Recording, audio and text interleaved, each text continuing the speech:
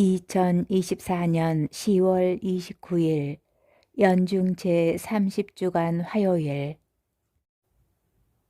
제1독서 사도 바오로의 에베소서 말씀입니다. 형제 여러분, 그리스도를 경외하는 마음으로 서로 순종하십시오. 아내는 주님께 순종하듯이 남편에게 순종해야 합니다. 남편은 아내의 머리입니다.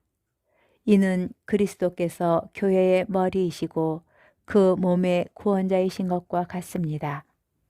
교회가 그리스도께 순종하듯이 아내도 모든 일에서 남편에게 순종해야 합니다.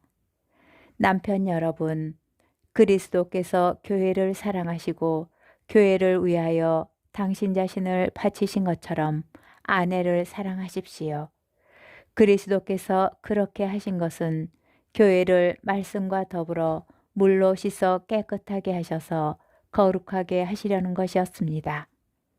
그리고 교회를 티나 주름 같은 것 없이 아름다운 모습으로 당신 앞에 서게 하시며 거룩하고 흠없게 하시려는 것이었습니다. 남편도 이렇게 아내를 제 몸같이 사랑해야 합니다. 자기 아내를 사랑하는 사람은 자기 자신을 사랑하는 것입니다.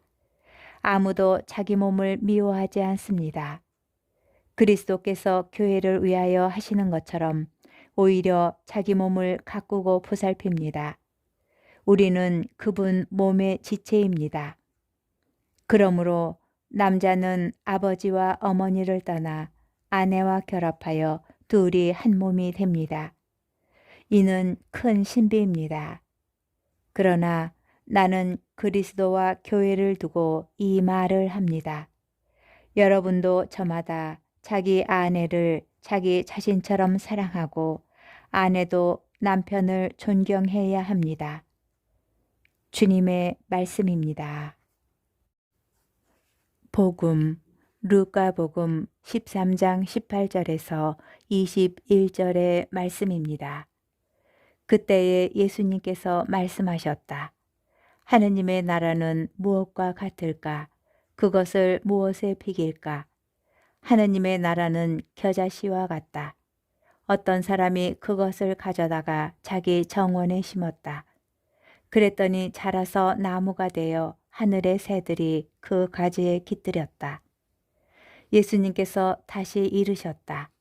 하느님의 나라를 무엇에 비길까? 그것은 누룩과 같다.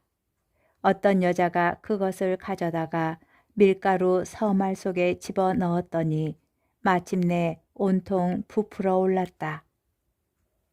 주님의 말씀입니다. 오늘의 묵상. 예수님 시대부터 지금까지 겨자씨와 누룩은 계속 자라났을까 하는 의문이 들었습니다.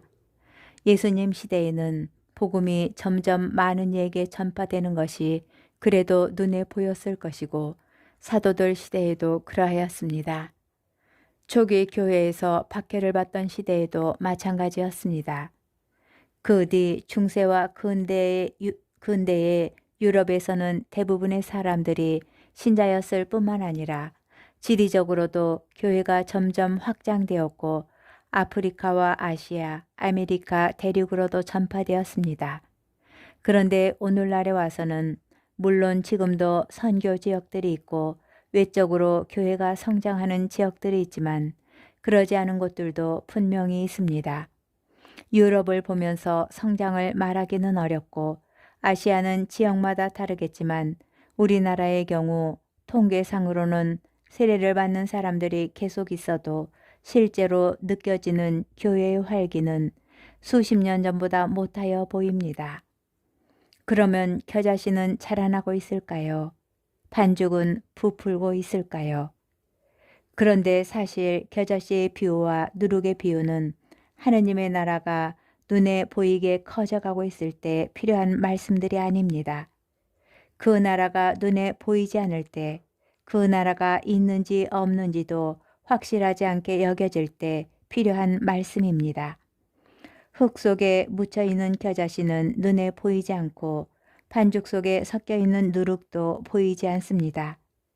우리가 믿는 것은 그래도 씨앗이 있고 누룩이 있다는 것입니다. 그 씨앗들은 밖에 속에서도 살아 있었습니다. 무관심과 실망과 불신이 하느님 나라를 위협합니다. 그러나 아직 씨앗들이 살아 있으니 희망을 가집시다.